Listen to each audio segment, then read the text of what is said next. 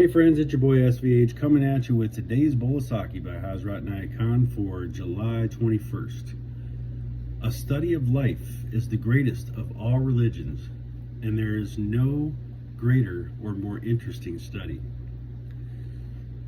So, when you really look at life and you study life and you look at the amazing things that God's created and the amazing experience that we have in life or have the opportunity to experience,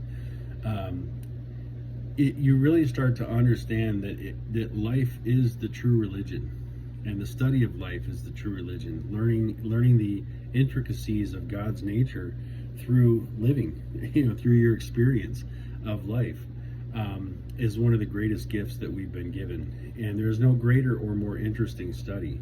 What's more interesting than marveling at a sunset or a waterfall, or seeing being out in nature and seeing a beautiful bird with crazy colors, and just being in complete shock at how God could create so many amazing things, right? And when you really start to explore consciousness and you start to really explore the mental realms, or the realm of consciousness, I guess I should say, more so than the mental realm. But when you start to really consciously connect with things, and you connect with other people in their consciousness, or other beings, animals, critters, all kinds of things, you start to really see just how interesting life is. And that study of life couldn't be more interesting than anything else, right? Mercy has some great commentary here I'm going to share. There are two ways in which we may attain control over our activity. The first is confidence in the power of our own will, to know that if we have failed today, tomorrow we will not do so.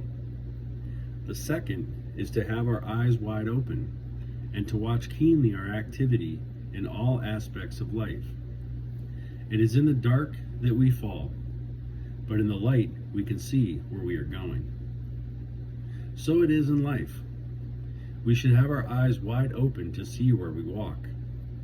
We should study life and seek to know why we say a thing and why we act as we do. We have failed perhaps hitherto because we have not been wide awake.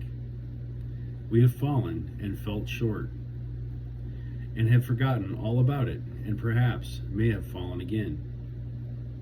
This is because we have not studied life.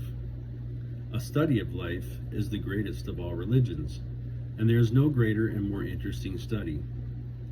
Those who have mastered all grades of activity, they above all experience life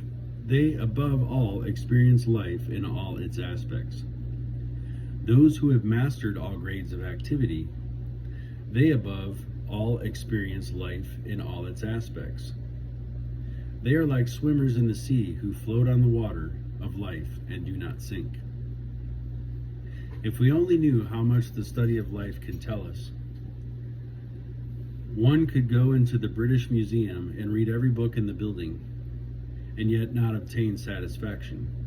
It is not study, it is not research, it is not inquiry which gives this knowledge. It is actually going through the experience of life, witnessing life in its different aspects and in its different phases or spheres. That is what reveals the ideal of life. Look not in life as a person would watch a play on a stage. Rather, look upon it as a student who is learning at college. It is not a passing show. It is not a place of amusement in which to fool our life away. It is a place for study, in which every sorrow, every heartbreak brings a precious lesson.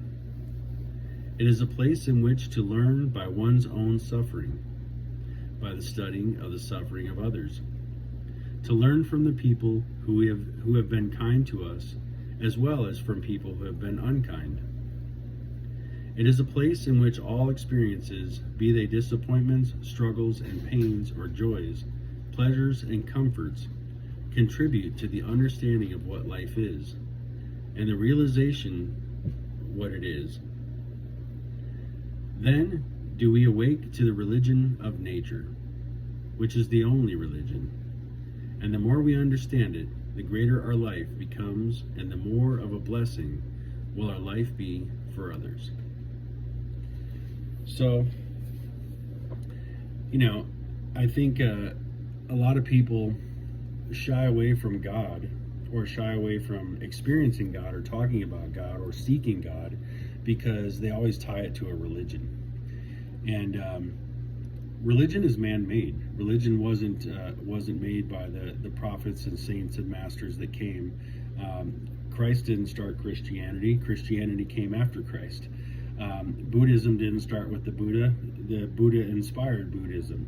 The Prophet Muhammad, peace be upon him, he didn't create Islam. He was, part of the Islamic tradition. And so these are things that the more and more you understand, and the more you understand the nature of life and what it is, you realize that experience of God, experiencing in the reality of God, which is mysticism. Mysticism is to have a direct experience of God. That's what the word means.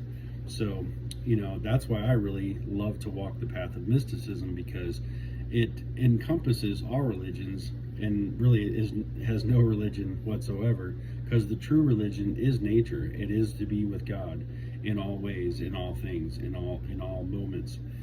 Every breath is a chance to reconnect. Every opportunity, every breath is an opportunity for a whole new beginning in life. And that conscious connection to the breath gives us that conscious connection to the divine. And the more we connect the two and consciously make that connection, the more our life becomes a religion. And everything that we do becomes part of our religious practice. And every experience that we have becomes a sign of the path of religion that we walk. It becomes a message, or a truth that we experience along the way. So, just some thoughts on today's bowl of Saki, my friends, and I hope that one reached out to you and spoke to you today. And I'll be back again tomorrow with another one. Take care.